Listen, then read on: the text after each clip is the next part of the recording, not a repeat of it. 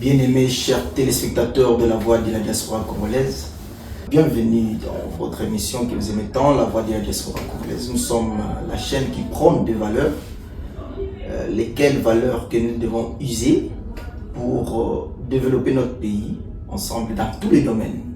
Domaine économique, domaine politique, domaine sportif, culturel, tout. Et aujourd'hui, nous avons un sujet, nous allons parler du sport. De prime abord, nos sincères remerciements aux Léopards qui se sont qualifiés pour les playoffs internationaux, pour se qualifier à la Coupe du Monde. Nous allons jouer contre la Bolivie, si je ne me trompe pas. Félicitations à eux. Ils sont descendus déjà à Kinshasa. Tout ce que nous pouvons dire, ce sont des félicitations. Bon, oui, émission de Zara Bilingue, nous avons un sujet dont nous allons parler aujourd'hui avec un des habitués des médias, vous le connaissez, il est attaché de presse du champion Patrick Moukala. Là, nous sommes dans le domaine de boxe, dans la discipline du boxe. Bonjour Ndeko Eze Bawawa. Bonjour. Béatrice. Bonjour Amsenfo, très content de vous revoir encore après un temps. Et c'est moi Makai, c'est comment? Il y a un plateau au Messani déjà. Les lotos sur la Mamba Sport. Au moins, ils sont qualifiés. Impression les amis. Impression des joueurs, vous avez en tant que Congolais, dont je ne m'y attendais pas, pour déjà le Nigérien, qui Congo, tu vois. Mais sans vous mentir, c'est un moment où je ne sais pas comment m'expliquer. Il y a félicitations aux Léopards, donc vous avez fait la fierté de notre beau pays qui est le Congo. Voilà, merci beaucoup. Et bon, tout à l'heure, il y a quelques temps, tu as une ambassade, tout le monde qui y a sportifs où ils ont accompagné dans le domaine des médias.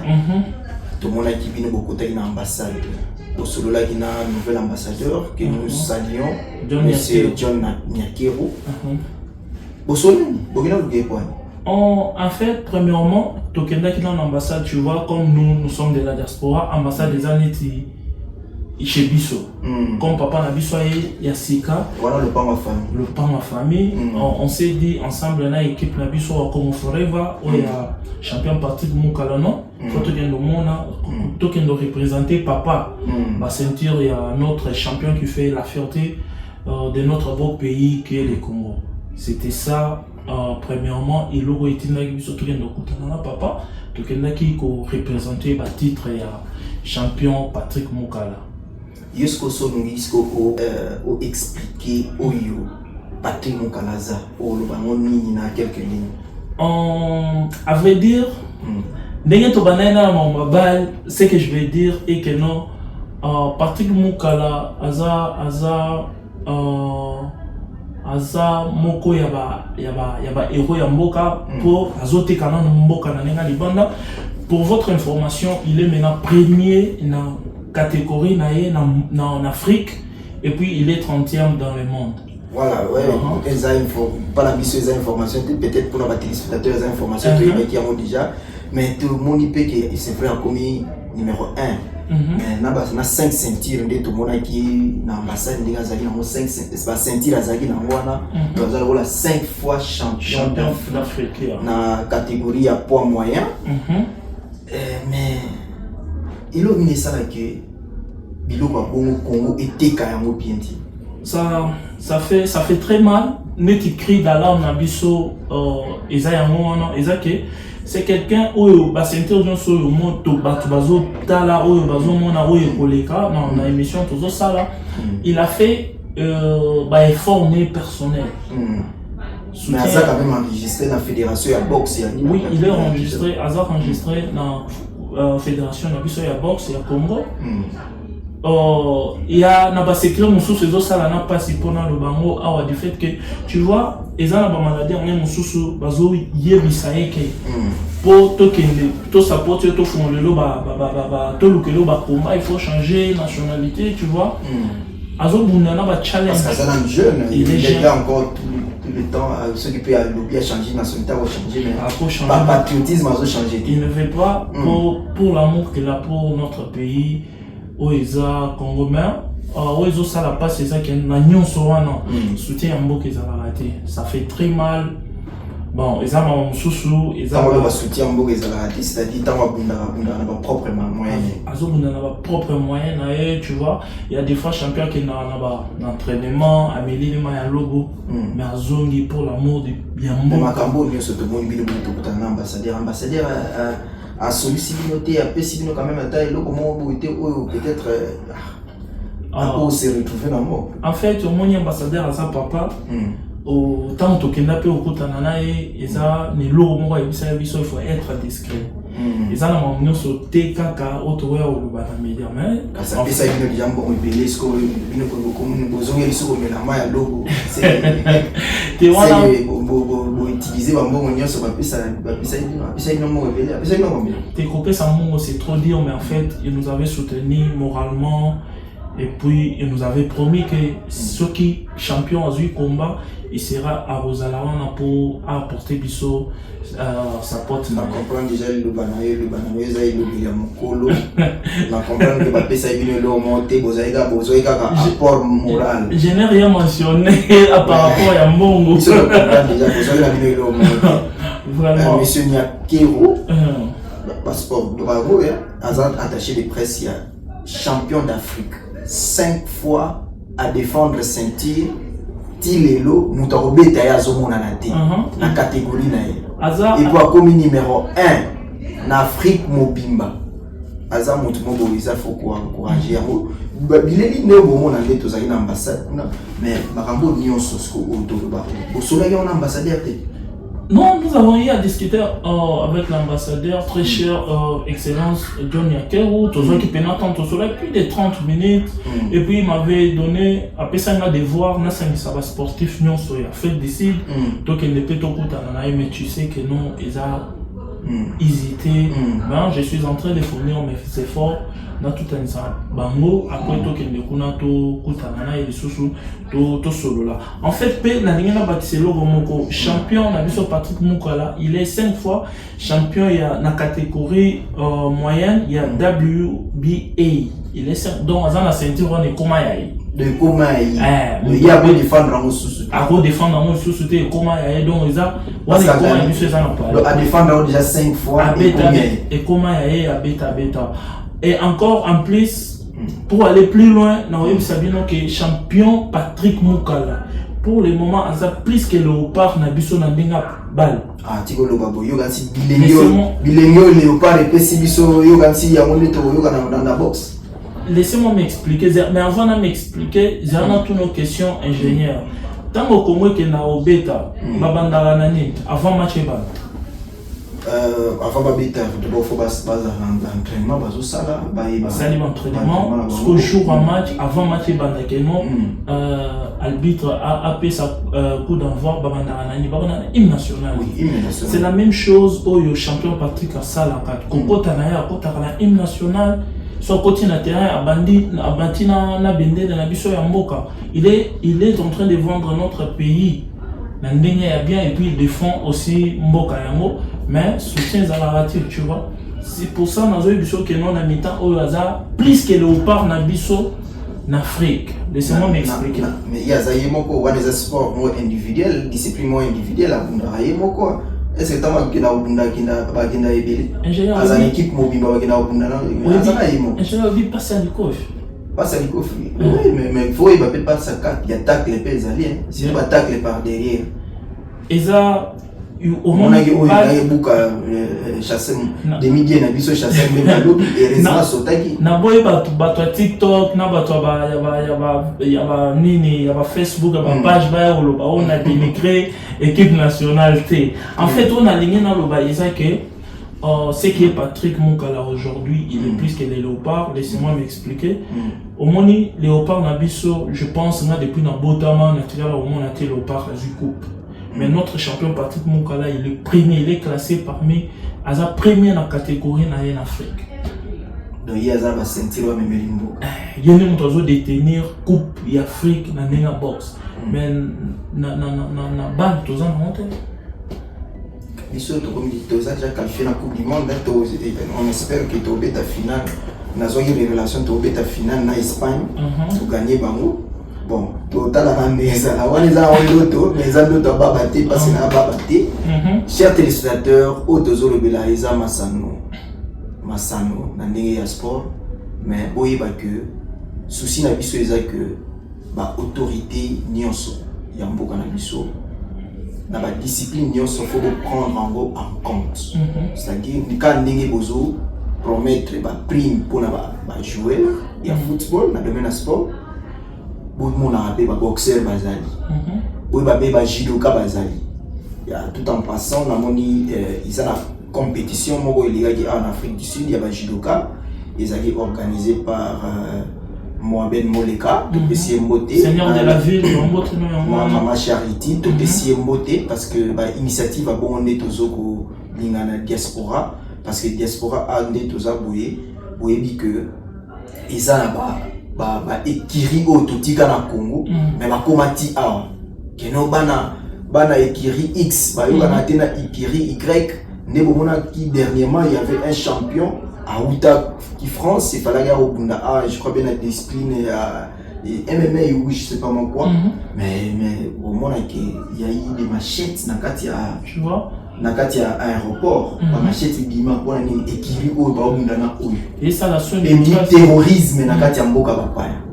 Alors pour lutter contre le banditisme urbain le seigneur de la ville Mohamed Moleka organisé qui en collaboration avec la fondation Charity on a lutter contre le banditisme urbain il y a bengi saba jidoka jour na mona ki ba combat ouais j'avais aimé ba o nyoso batambola na nzela ba vimba na ba mona na ité tu vois mona na ité on a vu les vrais sportifs ba vrais sportifs les ba bimai place wana donc c'est pour dire que Congolais faut osala au prendre vie na yo au sûr tuya na mboka libanda pona koluka ngo ezate fo koma kuluna obimaka na balabala obotola bato biloko wana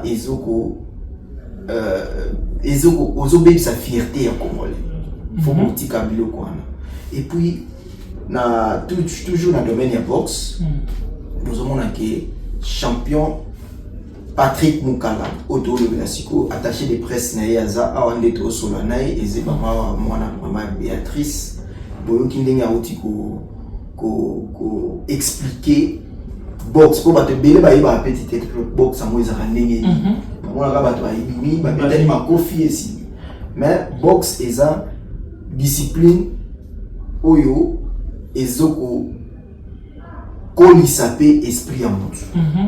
La boxe ne forme pas des voyous. Et formera ma voyouté. Ma voyou ba kota réalité. So moni voyou nga bunda na balabala ye akinaka na bar. Et pour bunda kan tant kaka a rezo kwiti. Pour na temps normal en bunda nete azane human réalité. Voilà. Douane ils juste par pour expliquer bino eloko ni tozolo bela awa mais bino skotan un ambassadeur pour expliquer biloko wana pesi bino pe eloko te mais c'est vrai au lobby que pesa bino ka ba conseil mais à la kibino pété mais la moni na page à Facebook il y a ambassade bien qu'ils aient eloko to dénoncera toujours comment un ambassade et qui communication ambassade et qui se réduit à une page Facebook. Mbongo boni biso to kotsa na ambassade wana.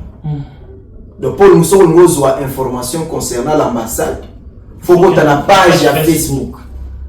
The website mo bozana ngo isala kate, email mo bo pesa pour batwa komela na ambassadeur pour la ba appointment. Ato kominde ni ba répondre à ti. Ça la c'est communication. Nous sommes tous dénoncés. Mais tout le monde n'a pas sur Facebook na bino boiti ko publier photo mon roboé d'abord de mauvaise qualité. Biso to zaiki on a to zaiki ba photo ya bien. To zaiki na mais bolingo travailler kaka na batu na bino o bomoni ke non peut-être boloba monoko moko bien ezali leki na yo mwana na yo biso biloko wana eza biloko bob et c'est le népotisme biloko biso tolingaki te na mboka na biso bino bomeni on tient à niveau ambassade mais c'est l'ambassadeur excusez-moi pour la bengi excellence te pour na benga na batu ba excellence te même président de la république na benga na excellence te pour excellence pour nga eza moto azo exceller na musala na. Donc, monsieur déjà il a respect makasi nazo pesa yo na yebi ke to check ba check yo wana to ndima ki yo ndemo yaki posa na biso eza osala malamu o elikaki akala ezala lisusu te ya lelo obongisa mais na to mona milio mo bozo bongisa kati mais eze ba wa mwana mama Béatrice allez Marcel ndeni mama Béatrice azal bien. Voilà. Au ça mbote so bokutana et j'espère perso la émission na PC mbote maman Béatrice. Fanatique na yo numéro 1. Maman Béatrice Mbombo. Voilà. Et c'est maman Béatrice ndengeza boye. Et lo ni sko yo mpona yo. Patrick Mukala azo gagné na Sima Box. Parce que ce que vous comptez sur le Congo, comment on appelle ça y est. Et là, on y a gagné. Parce que ça vivre. Si on dit que le Congo, il faut pas appeler ça y est. Quand ça tika box, à quel moment on a dit ok, merci. Merci. Mais là, on y a gagné. Merci pour la question. Je vais vous répondre comme ceci. Champion Patrick Mukala na boxe, pour moi, il ne gagne rien, mais il fait trop pour le Congo. Ils vont les drapeaux de notre pays, ma sens ça bien, mais en retour, à Zoraïlo Moté. Donc, ils ont un patriotisme des Oko. Bolimoka Yamboka. Ils ont animé. Parce que, oui, allez lancer avant la carte, bâtonnet, tu vas biso, va ezi, bawa, oyo. Je suis, Moutonako, l'obéla tamboka. Pour la bipé komote. Nakola libana, mais bolimoka, mboka na biso. So qui est français nanga lingala nanga chiluba nanga soyi nanga ezalaka ya otenga na kola na Congo te me bolingo wana ya kete ezamboka na biso tozala wana pona parce que yebi même ba joueur oyo babeti na équipe nationale ya Congo ndezana à 60 à 70% na bango nde bazawa na baza bato bakoleli libanda ozomona patriotisme mais pas patriotisme bandimi ko ya obetela pona Congo. Mais qu'est-ce qu'on gagne en retour? Et l'autre. Voilà, Fatih Beton, président de la République. J'espère que vous avez l'Adabiso parce que vous avez l'Adabiso à travers la voix de la diaspora congolaise.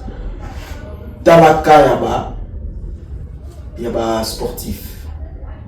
Talaka yaba sportif nyonso dans le domaine nyonso. Bolukabo orienté à mon année à budget, orienté à mon année à suivi. Didier Moudimbu, ministre des Sports. Tokoma ba email, totinda ba message pour le ministre. Ingénieur. Mais parti na ye bobi que ils appellent la section awa chargé à parti na ye awa eza maman Anita Tako. Beaucoup les peut-être quand na sima na ye pour beaucoup tanana na ministre. Mais ezmaramola lobby, eza le roman oyo tozolinga te na Congo. Congo bilo nyonso faut na traçabilité. Eza de beaucoup na ministre faut la connexion. Connexion. Faut na administration ça na moizane. Voilà. Vous comprenez? Alors Congo ma penza mais pour ça na biso ezaki mboka neza na bien. Ça va mieux. Mais projet d'avenir ce qu'il y a Patrick Mukala ezani parce que Congo ils ont pris aérien nazo lela peut-être espérons que Baroyo Kambela ya makambo otoloba et que bako contacter bino mais azaka même un projet d'avenir na eskozani abundasuka projet d'avenir il y a champion na meta oyo na difficulté makasi azana moza que non tous les adversaires bazo ki maé oyebi boxe za sport moko eza passe ezate lokola balle bokende bachebino na ba groupe bosali ba éliminatoire boxe eza que ne faut pas que lukelo moto bundana sur la mi-temps bazo qui ma champion mais en fait l'adversaire bazo banga mais il y a bazo qui ma peut-être fois les misape ma kofi aluka pas pour la nani santo pour l'année ni soto polito ko ici pour na gagner gaga pour la paix une fois. Il faut pas pour la champion pour atteindre la Mboka. En fait, plus grand souci à champion c'est que Akende abondamment na Congo peut défendre ça la fait plaisir dans bande konaye tu vois azo défendre Mboka mais quand on est libanda et ça fait plaisir abunda liboso bande konaye tu vois. C'est ça notre souci. Quand on peut trouver un ambassadeur, tu as vu ça qui est. Il nous avait dit qu'il va faire l'effort à tout un service, on a contact avec le ministère, il y a sport. Bon, juste là, tout ça c'est là. Espérons que non, ça ira à la prochaine. Voilà, on espère que ça ira à la prochaine. Toujours vous remercier Cédric Martel, président de la sportif de la diaspora congolaise.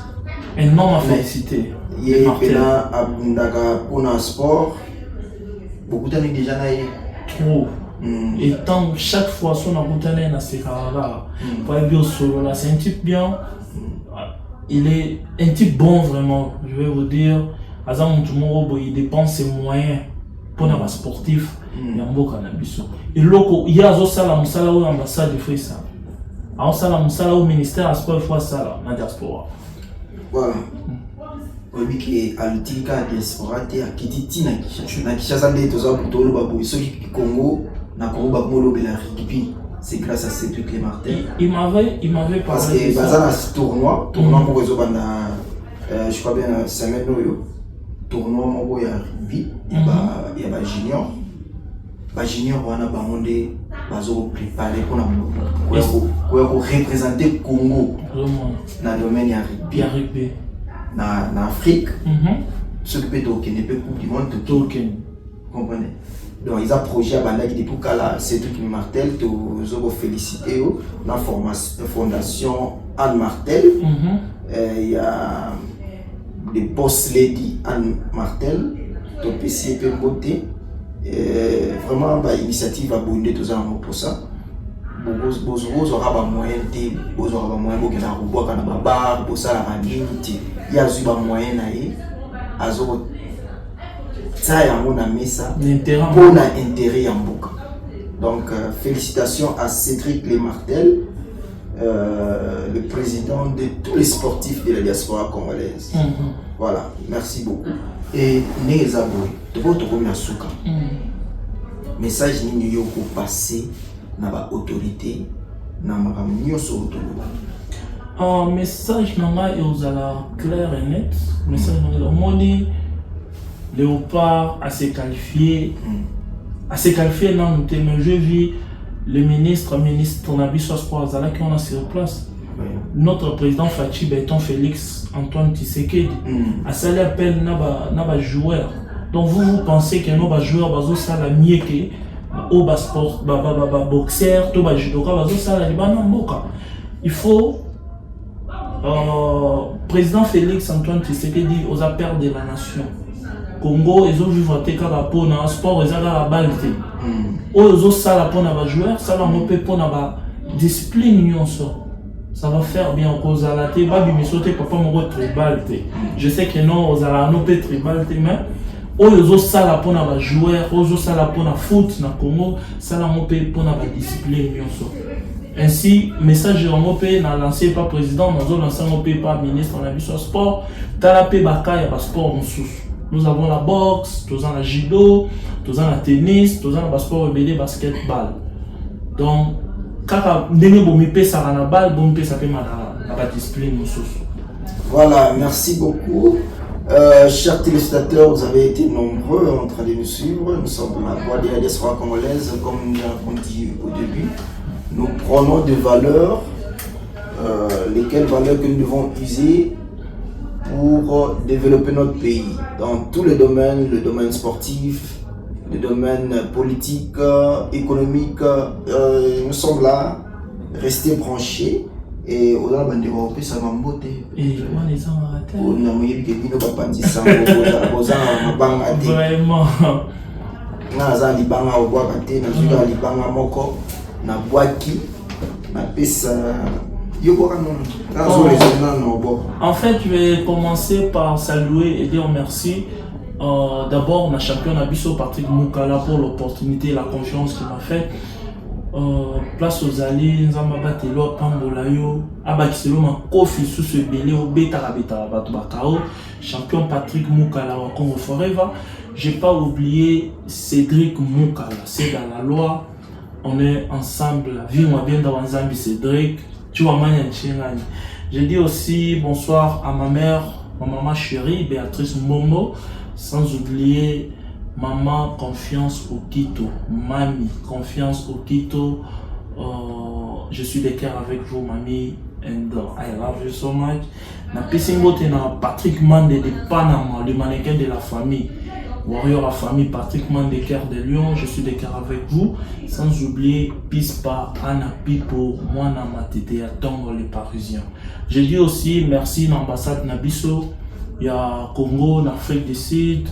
Je passe aussi mes salutations à l'ambassadeur Nabiso, John Nyakero.